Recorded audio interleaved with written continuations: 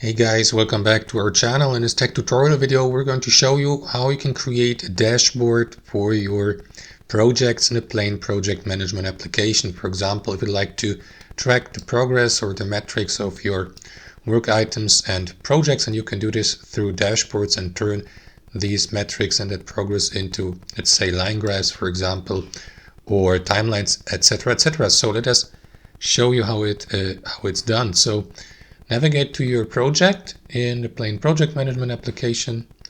And here, guys, what you want to do is click into more below projects in your workspace. And after that, you will see that section here to the right, dashboards, click into it. And after that, create your first dashboard by clicking into this button in the top right. Now, after that, name your dashboard, like, for example, I don't know, my progress or something like that. And you need to assign a project if within your or inside your workspace. Click into that drop-down menu. As you can see, my workspace features only one project, so I go with this one. And after that, start creating your dashboard. After that, you may assign a widget to visualize that progress or these metrics to track it. And as previously mentioned, guys, you can use line graphs, various bar graphs, cake graphs, or I don't know how they are called, donut graphs, circle graphs, pie charts, or numbers. So which one you go with is totally up to you. Let us go for a simple line graph like this one here.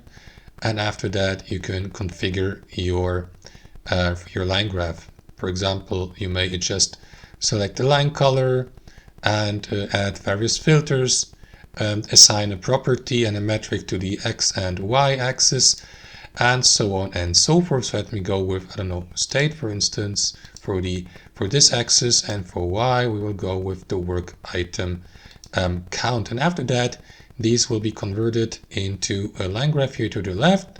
And that's basically it. You can also resize that line graph if you like, for instance.